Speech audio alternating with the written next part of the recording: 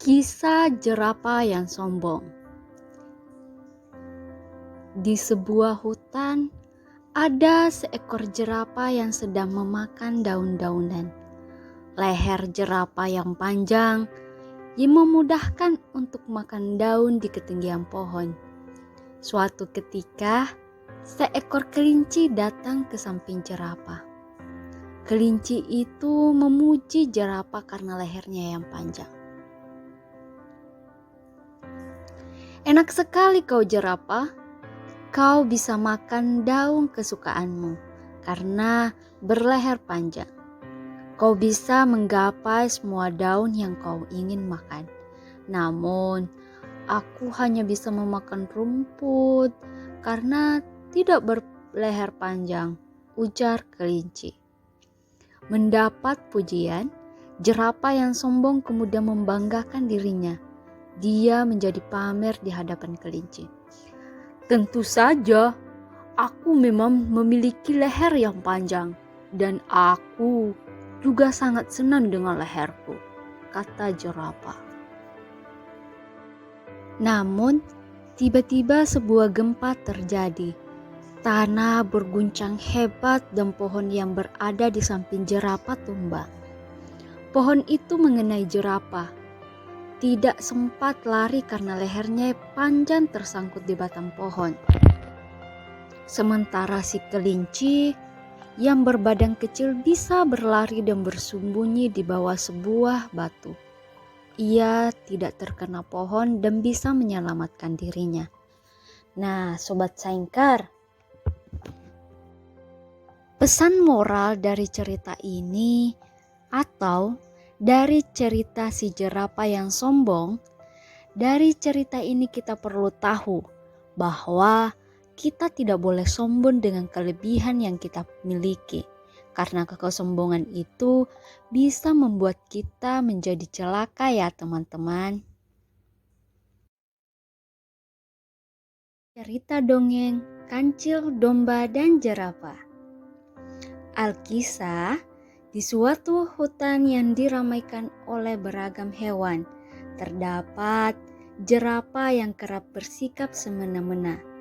Jerapah juga merasa paling hebat dan gagah, hingga sering menindas hewan-hewan lain. Suatu ketika, domba dan kambing merasa sangat haus, sehingga mereka pun berjalan bersama menuju sungai dan meminum air. Sangat segar itu. Keduanya tampak ceria, mendapatkan kesegaran dari air sungai yang jernih. Tetapi keceriaan itu tidak berlangsung lama ketika jerapah mendatangi mereka. "Kenapa kalian seenaknya saja meminum air sungai ini? Aku adalah hewan yang paling hebat di hutan ini. Sudah seharusnya kalian izin terhadapku dahulu," kata jerapah. Keesokan harinya, domba dibuat kesal ketika ia mencari makan. Tiba-tiba saja jerapah datang dan menggosokkan tangannya dengan kasar ke bulu domba. Domba hanya bisa menahan amarahnya karena jika ia melawan, jerapah bisa saja membentak dan mendorong tubuh kecilnya. Ternyata bukan hanya domba, kambing juga ikut merasakan sikap jerapah yang tidak menyenangkan. Saat ia sedang mengumpulkan rumput, jerapah tanpa seizin kambing menghabiskan rumput itu. Kambing hanya bisa menangis dan bercerita kepada domba. Keduanya kemudian berkeluh kesah kepada Kancil. Seketika, Kancil marah mendengar cerita itu dan segera menemui jerapah. Ia menantang hewan sombong itu untuk menunjukkan seberapa cepat ia mampu berlari. "Kau kan kecil dan pendek, Kancil.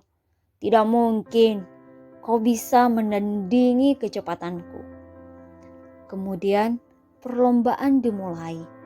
Kancil berlari dengan cepat menyusuri berbagai pepohonan.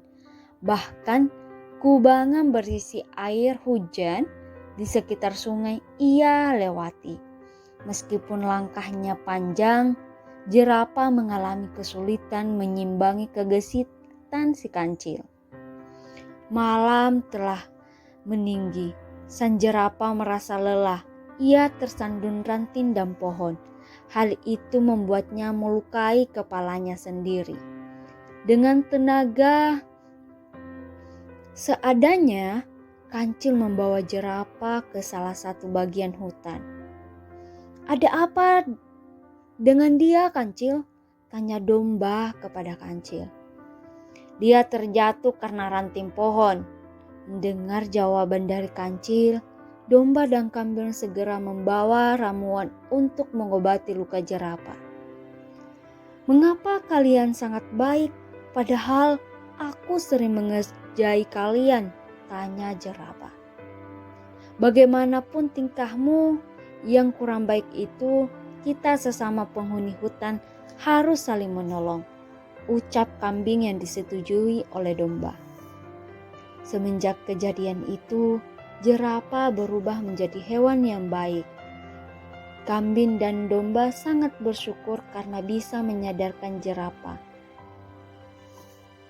Nah, Sobat Sangker, jangan sampai ya anak-anak kita meniru sikap buruk jerapah. Mama harus menenangkan kepada mereka bahwa tindakan sombong dan menindas orang lain hanya akan membawa keburukan untuk diri kita sendiri. Nah, semoga dari dongeng ini kita semua bersama-sama bisa belajar untuk menjadi sosok yang baik ya. Sampai ketemu lagi di dongeng selanjutnya.